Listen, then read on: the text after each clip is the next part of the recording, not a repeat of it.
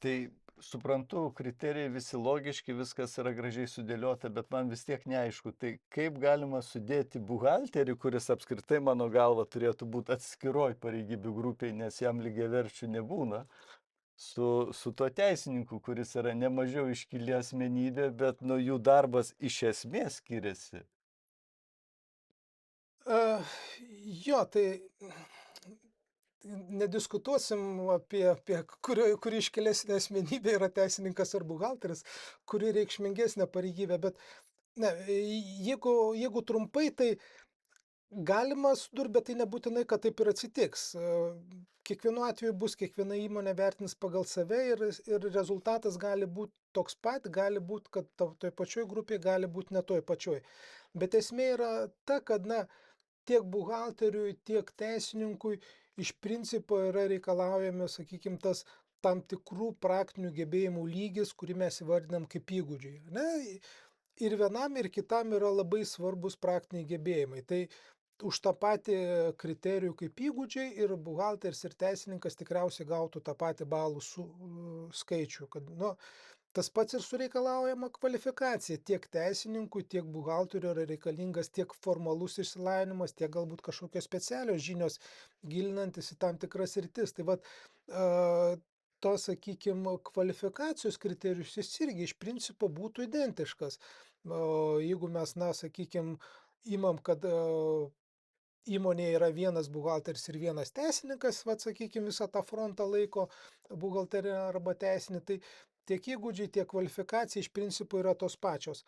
Pastangos, na, vėlgi darbdavys tiek iš buhalterio, tiek iš teisininko reikalaus maksimalių pastangų, kad tiek visas emocinės, psichologinės ir fizinės jėgas skirtų savo darbui. Ir jie tą iš principo skiria, nes tiek buhalteris patiria kažkokių, tai sakykim, na, neretai dirba ten galvos nepakeldamas, teisininkas, jeigu įmonėje turi reikalų, irgi dirba, sakykim, nepakeldamas galvos ir susidurdami su įvairiom, na, su stresinėm situacijom. Atsakomybė taip pat tiek teisininko, tiek buhalterio pakankamai ta pati. Ir vienas už vieną sritį atsakingas, kitas už kitą sritį, bet tos sritys, na, yra reikšmingos. Darbo sąlygos irgi praktiškai identiškos. Na, kiekvienas dirba tom pačiom darbo sąlygom. Tai vat tuo požiūriu iš tikrųjų buhalterio ir teisininko pareigybės labai realu, kad papuls į tą pačią pareigybių grupę. Bet gali būt ir kitaip. Na, sakykim, gali būt, jeigu įmonėje yra krūva buhalterio arba krūva teisininkų, tai netgi tie teisininkai gali papulti į skirtingas pareigybių grupes arba tie patys buhalteriai. Tai viskas priklausys nuo konkrečios įmonės, bet vat tie kriterijai iš principo leidžia šiek tiek įvertinti objektyviau pareigybės naudą darbdaviui ir atitinkamai ją sugrupuot. Na, galbūt, sakykim, aš dabar vat ekspromtu sakyčiau netgi ir biuro administratorius ir kažkoks archyvaras irgi iš principo darbai jie lyg ir skirtingi, bet pavyzdžiui, irgi galbūt galėtų papulti tą pačią pareigybių grupę, nes tie kriterijai irgi labai būtų jiem panašūs taikomi. O jeigu toks variantas, tai yra, aišku, ten kažkokioj nedideliai įmoniai, kiekvienam darbuotojui, kiekvienai pareigybei mes skiriame atskirą grupę ir išsprendžiame daug problemų, reiškia, nes dabar, tarkim, tas pats darbo užmokesčio vidurkio nukrypimas nuo pareigybių grupės vidurkio, jisai jo nebebus, nes visur bus po vieną žmogų. Tai kaip toks požiūris į situaciją? Galimas. Tai jeigu mes kalbam apie nedidelės įmonės, na, variantas galimas ir gali būti netgi, kad netgi ir atlikus objektyvų pareigybių grupavimą pagal tuos kriterijus mes gausim tokį rezultatą, kad kiekviena pareigybė unikali, sukuria darbdaviui skirtingą vertę, naudą ir automatiškai papuola į skirtingas pareigybių grupes. Kaip į tai, sakykim, aišku, didesnė problema, jeigu kalbėtumėme apie didesnės įmonės, kuriuose, na, tos pareigybės dubliuojasi, ar vienose pareigybėse dirba po kelis darbuotojus, ar, sakykim, tų pareigybių panašių yra pakankamai daug, nes funkcijos gal ir kažkiek jų skiriasi, bet lyg ir panašios ir tada atsiranda krūva tų pareigybių. Kaip į tai žiūrės, sakykime, sodra ar galbūt darbo inspekcija, kuri kažkiek prižiūrės, sunku prognozuoti, kaip į tai, sakykime, žiūrės netgi patys darbuotojų atstovai, nes vėlgi atkreipsiu dėmesį, kad darbo apmokėjimo sistema kaipo dokumentas, prieš ją patvirtinant turės praeiti tą vadinamą informavimo konsultavimosi procedūrą. Kitaip tariant, dokumento projektas turės būti pateiktas darbuotojų atstovams, darbo tarybai, kad jie įvertintų ir susipažintų ir pareikštų savo pastabas. Tai kaip į tai vertins patys darbuotojai, ar jiem tas priimtina ar ne, kaip tai vertins kažkokios kontroliuojančios institucijos, kaip ginčo atveju, sakykime, jeigu kažkoks iškils ginčas tarp įmonės ir darbuotojo, kuris sakys, kad, iš principo mano darbas visiškai identiškas ir nieko neprastesnis negu kaimyno, bet jis gauna gerokai daugiau negu aš, nes papuola kažkodėl į kažkokią kitą pareigybės grupę. Ir jeigu tas ginčas nukeliaus į darbo ginčų komisiją, kaip darbdavys sugebės apginti savo poziciją, tai čia tų klaustukų yra iš tikrųjų, bet pasakyti, kad tai negali būti, to negalima. Iš principo gali būti, o kaip susiklostys ateityje, gyvenimas parodys. O kaip būtų tokioj situacijoj, jeigu, reiškia, mes turime pareigybės, kurios, sakykime, paprasčiau turbūt šnekant, mes turime darbuotojus, kurie atlieka skirtingas funkcijas, derina ten koks nors biuro administratorius, reiškia, kartu yra ir ten koks nors pardavimų vadybininkas tam tikrų, reiškia, laiku, ar ten koks nors galbūt ir sandėlio darbuotojas, pavyzdžiui, jisai ir teritoriją tvarko, ar ten patalpas valo. Tai yra tokia kombinacija. Bet vėlgi, priimsime kitą sandėlio darbuotoją ir jisai nebūtinai norės tvarkyti tą teritoriją ir jisai bus linkęs, sakykime, atlikti tik tai sandėlininko darbą. Tai kaip visoje šitoj darbo apmokėjimo sistemoje tie kombinuoti atvejai. Čia sakyčiau, visiškai jau pačios įmonės sprendimas. Ir tas sprendimas, ta situacija turėtų būti vertinama rengiant pačią darbo apmokėjimo sistemą. Tai vėl mes grįžtam prie to aspekto, kad darbdavys prieš rengdamas darbo apmokėjimo sistemą turi įsivertinti tai, kas pas jį dabar yra. Darbo sutartis revizuoti, pareigybių aprašymus revizuoti ir įsivertinti. Jeigu jis mato, kad, sakykime, biuro administratorius yra pardavimų vadybininkas, kažkokią tą pardavimų vadybininko funkciją vykdo, tai jo sprendimas, galbūt jis tam biuro administratoriui priskirs, kad tai yra tampa neatsiejama pareiga ir atlikti, sąskaitų kažkokį išrašymą. Tiesiog tai taps pareigybės aprašymo dalimi ir kiekvienas naujai atėjęs darbuotojas privalės tą daryti. Jam bus pasakyta, kad kai tave priiminės į darbą, štai tavo tokia darbo funkcijų aprašymas. Būsi biuro administratorius, priiminėsi galbūt darbuotojų interesantus priimdamas įmonei, išrašysi kažkokius dokumentus, dar kažką padarysi ir tai taps, tos pareigybės visuma. Kitas galimas variantas, kad tiesiog pasakys, kad yra biuro administratorė ir priklausomai nuo situacijos, jei pavedamas papildomas darbas arba tam pačiam sandėlininkui pavedamas ar nėra pavedamas kažkoks papildomas darbas kaip kažkokios aplinkos tvarkymas. Tai šiuo atveju, jeigu vis tik tais nuspręs, kad tai yra, tarkim, yra tik biuro administratorius, o jau atskiros funkcijos jam yra pavedamos už pareigybės ribų, tai grupavimas vyks pagal biuro administratoriaus darbo funkciją, jam bus priskiriamas darbo užmokestis, tas pareiginis, vadinkim taip, vėlgi tik pagal biuro administratoriaus pareigybę, o už papildomą darbą, jau tai darbo apmokėjimo sistemoje galima įtraukti nuostatą, kad darbdavys turi teisę, sakykime, pavesti atskiras funkcijas ir už tai mokėti kažkokį tai, tarkim, papildomą atlygį, kuris sudaro ten nuo 20 iki 100% pareiginio atlygio. Irgi tokia galimybė yra.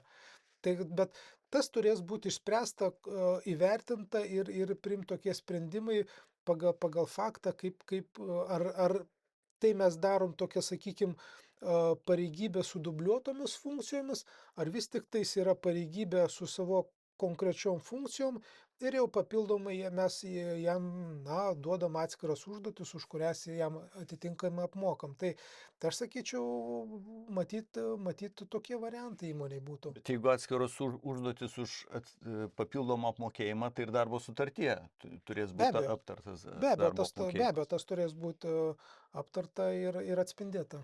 O dabar imam dar tokią situaciją, kadangi vėlgi ta pati darbo inspekcija vis akcentuoja, kad toks, tokios pačios, tos pačios pareigybės ar tas pats darbas, kaip būtų geriau pasakyti, turi pakliūti į tą pačią grupę. Tai yra, kad nebūtų dirbtinio, sakykime, skaidimo. Tai vėlgi paimkime kokius nors ten pardavimų vadybininkus, kurie dirba regioniniu principu. Mes turime Vilniaus regioną, kuris yra apskriti didžiausias Lietuvoje, mes turime Tauragės apskriti, kur yra mažiausia Lietuvoje. Ir sakykime, vien ten kokių ten gyventojų skaičiumi Vilnius yra 10 kartų didesnis, jeigu įmonės lyginsim, tai ten bus dar daugiau tų kartų, kiek, sakykime, Vilniuje verslo yra daugiau koncentruota. Tai vat tokie vadybininkai, kurių darbo apimtis, nu, turbūt, kad irgi yra kardinaliai skirtingos, tai jie turėtų patekti į tą pačią grupę, ar jie turėtų patekti į skirtingas grupės, nes, nu, formaliai žiūrint, tai jie atlieka tuos pačius veiksmus, jie dirba pagal tą pačią schemą ir galbūt pagal tą pačią instrukciją. A, Čia ko gero vis tiktais aš daryčiau, sakyčiau, panašumo turi į tas ankstesnį klausimą. Vėlgi, esminis dalykas, kaip pati įmonė, manau, sutraktuos tą, na, vadinkim, Vilniaus apskrities pardavimų vadybininką ir ten kokio, na, Tauragės apskrities pardavimų vadybininką. Ar tai yra ta pati pareigybė, ar kažkas skiriasi?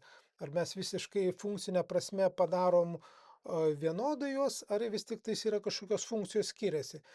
Tai vėlgi grįžtam prie to, kad funkcijos yra tik vienas iš pareigybės, galbūt iš kriterijų, kuriuo mes vadovaujamės. Ar ne? Jeigu mes sakom, kad na, ten galbūt įgūdžiai, kvalifikacija, darbo sąlygos iš principo panašios, nors vėlgi gali būt pas vieną, nors ne, tikriausiai darbo sąlygos bus panašios, bet gali, tarkim, skirtis pastangos ir atsakomybė.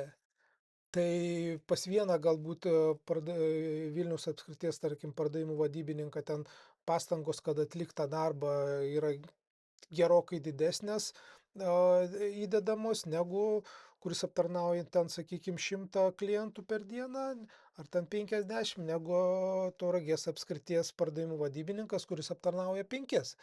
Tai va tas kriterijus jau iškart gali vėlgi lemti, kad tos pareigybės eis į kažkokias, na, skirtingas grupės. Ta pati atsakomybė, vėlgi reikėtų žiūrėti, ar identiška, už ką atsakinga, sakykim, kokią atsakomybę ar tai, na, nežinau, už pagal klientus kažkaip atsakomybė, ar išsiskiria, ar neįsiskiria. Tai vat, ką aš noriu pasakyti, vien jau pagal kriterijus mes kaip vertinam, galime rasti, kad, na, galime gauti rezultatą, kad tos pareigybės automatiškai papuls į skirtingas grupės. Tai vat, yra tokia galimybė. Jeigu mes vis tik tais grįžtam prie to, kad, na, bet tada reikia kad tai būtų kažkur fiksuota, aiškiai pasakyta, kad štai pagal tos kriterijus vienas papuolė į vieną grupę, kitas į kitą. Jeigu mes vis tik tai sakom, kad tai yra panašios pareigybės, jų nauda iš principo darbdaviui ta pati, labai panaši ir jie papuola į tą pačią grupę, tai mes vėlgi nustatydami tai pareigybei darbo užmokestį, pareiginę algą, pareiginės algos rėžių, sakykim, tą, kaip įvardinama, ar tai rėžė, ar tai intervalas darbo užmokesčio, tai mes Tauragės vadybininkui galim mokėti minimalų tą patinę rėžį darbo užmokesčio, ar ne, sakykim, ten jeigu yra, na, tarkim, atlyginimo rėžiai nuo 1500 ar nuo 2000 iki 2500, tai vienam galima mokėti apatinę ribą darbo užmokesčio, 2 000, kitam viršutinę darbo užmokesčio, sakykime, tą viršutinį rėžį, argumentuojant būtent tai, kad jis aptarnauja daugiau klientų. Šalia pareiginio to darbo užmokesčio, kuris atsispindi pagal grupavimą, pareigybių grupavimą, iš principo niekas nedraudžia apsirašyti darbo apmokėjimo sistemoje ir kažkokį papildomą skatinimą darbuotojam kaip kažkokią sudėtinę darbo užmokesčio dalį, kuri mokama prie pagrindinio pareiginio atlygio nuo aptarnautų klientų skaičiaus ar kažko kito. Tai jeigu, sakykime, tada mes sakom, kad jie papuola į tą pačią pareigybių grupę ir gauna, tarkim, vienodą darbo užmokestį, tai per kažkokį skatinamą dalį mes, atsižvelgdami į objektyvius kriterijus, kad štai šitas aptarnavo daugiau klientų ir, sakykime, tai išvirto į kažkokius bonusą, taip vadinamą jam. Tai mes rezultate mėnesio pabaigoje gausim vis tik tai skirtingą atlyginimą. Ir tada darbdavys vis tiek sakys, kad taip, pareigybių grupė ta pati, bet vien todėl, kad pagal darbo apmokėjimo sistemoje parašytą skatinamąją dalį, Vilniaus apskrities vadybininkas gauna štai tokį gerokai didesnį darbo užmokestį negu kitą. Kitaip tariant, tai bus objektyvu bet be abejo turi būti ir, sakykime, lyčiai neutralūs kriterijai, kad ten nebūtų kažkas tai, sakykime, tokio, kad susijęta su lytim, rase, dar kažko tai tikėjimu. Tai tas mes prie to vis tik tais turim užfiksuoti aiškiai. Tai turbūt vėlgi sugrįžtant nuo ko pradėjom, nuo ko aš pradėjau, kad grupavimas į grupės be tokio apgalvojimo praktiškai neįmanomas, nes tai turės ilgalaikių pasiekmių. Tai nebent jeigu įmonėje ten dirba du darbuotojai, tai turbūt čia užsimerkus galima išskirti 2 grupės ir ties to, reiškia, baigsis ta visa darbo apmokėjimo sistema.